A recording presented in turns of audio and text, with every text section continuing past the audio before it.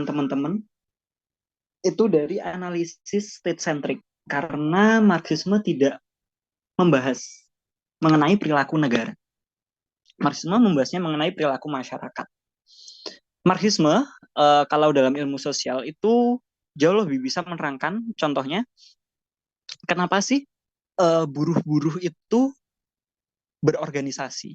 Kenapa ada organisasi profesi kayak apa namanya Aliansi Jurnalis Independen atau Persatuan Guru Republik Indonesia atau yang paling baru Partai Buruh itu bisa dijelaskan dengan Marxisme. Marxisme juga bisa menjelaskan kenapa negara-negara itu di abad 18 itu menjajah negara lain, gitu kan? Ya jawabannya yang kayak tadi yang dari pendapatnya apa Lenin itu bahwa itu karena kapitalisme, bahwa imperialisme is the high stage of apa kapitalisme. Kalau misalkan teman-teman mau bahasnya negara, itu pakainya bukan Marxisme tapi neo-Marxisme seperti yang aku jelasin tadi.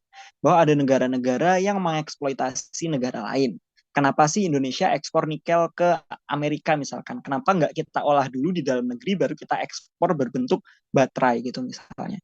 Nah itu neo-Marxisme bisa menjelaskan hal-hal seperti itu. Gitu.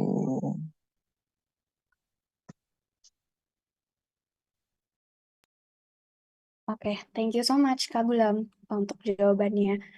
Oke, selanjutnya kita masih punya satu, dua pertanyaan lagi yang belum terjawab. Mungkin Kakak Asdos ada request kan mau menjawab pertanyaan Istiana dulu atau pertanyaan dari Ariel dulu?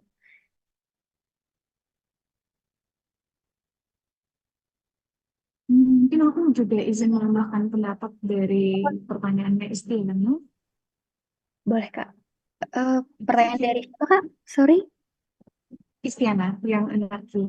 Jadi kalau di chat kan udah ada Aulia nih yang jawab udah lengkap banget. Mungkin secara simpelnya kalau bisa dibilang anarki itu tidak ada apa ya situasi di mana tidak ada entitas atau aktor tertinggi selain negara. Mungkin ada beberapa pas aku dulu semester 1 itu ada beberapa pemikiran yang sempat masuk tuh kayak oh anarki itu tidak adanya pemerintahan dunia gitu ya. Terus yang kedua tidak adanya pemerintah yang benar-benar bisa mencakup semua negara gitu. Jadi bisa dibilang ada juga yang mendefinisikan anarki sebagai ketidakteraturan gitu. Nah, tapi ketidakteraturan ini kan masih ngawang ya, apanya yang nggak teratur gitu. Tapi waktu Bu Ani kemarin menjelaskan bahwa enggak, anarki itu enggak bukan berarti tidak teratur, tapi simply tidak ada entitas atau aktor tertinggi di atas negara. Bukan berarti sistem internasional itu lantas menjadi tidak teratur. Mungkin ada kalau dari pemahaman ada yang namanya kosmopolitanisme ya. Nah, nanti itu dia juga membahas yang namanya global governance, pemerintahan tanpa ada pemerintah. Jadi tetap akan ada ketergantungan di antara negara-negara ini, tapi bukan berarti ada satu negara yang melebihi dari negara-negara lainnya. Mungkin kalau misalnya ada teman-teman yang mikir loh, kan ada US, ada China yang mungkin kekuasaannya lebih berpengaruh. Tapi apakah US itu bisa mempengaruhi Indonesia untuk mengubah ideologinya ke liberalism? Mungkin itu masih bisa dipertanyakan.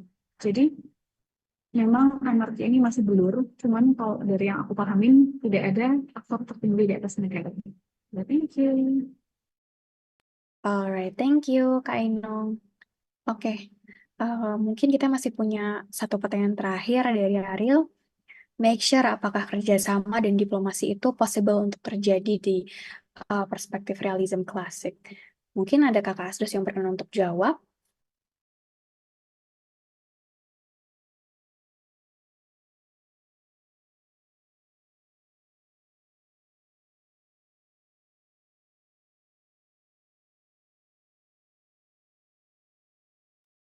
Halo, Kakak Asdos.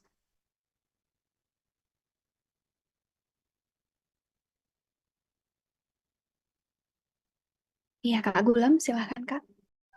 Oke, pendeknya aja, kalau menurut classical realism, semua yang dilakukan negara itu adalah untuk memajukan kepentingan negara.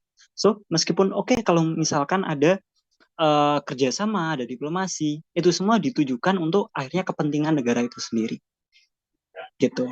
Jadi bisa mungkin, tapi tujuannya bukan untuk kayak greater goods atau perdamaian atau kestabilan seperti yang disebutkan oleh liberalisme, tapi tujuannya adalah egoisitas negara, gitu. Jadi selama organisasi itu bisa menguntungkan negara, itu dia maksudnya itu bisa, gitu. Nah, ini nggak bisa menjelaskan kenapa ada negara-negara donor di di organisasi internasional. Kayak dulu sebelum Amerika keluar dari WHO, lah kenapa Amerika di WHO? Kan WHO itu malah nyerap dananya Amerika kebanyakan gitu. Malah Amerika ini jadi donor terbesarnya WHO, tapi WHO nggak ngasih apa-apa ke Amerika. Itu nggak bisa dijelaskan sama realisme gitu. Contohnya seperti itu. Baru nanti keluarnya Amerika dari WHO itu bisa dijelaskan realisme. Bahwa, oh Amerika keluar dari WHO karena WHO sudah tidak memberikan manfaat bagi Amerika. Seperti itu.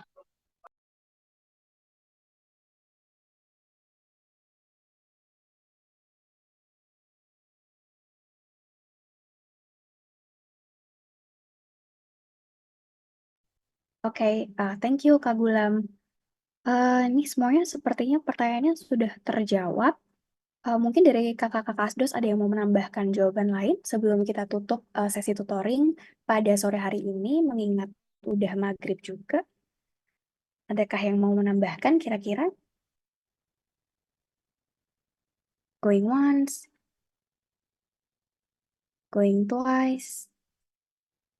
Oke, sepertinya tidak ada.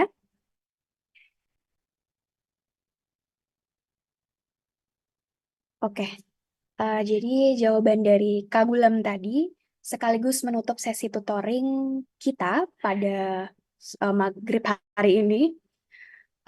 Aku selaku perwakilan dari Ilmiah Himahi dan juga mewakili teman-teman dari 23 juga mengucapkan terima kasih yang sebesar-besarnya ke Kakak Asdos yang sudah membersamai teman-teman 23 dalam mata kuliah pengantar ilmu hubungan internasional.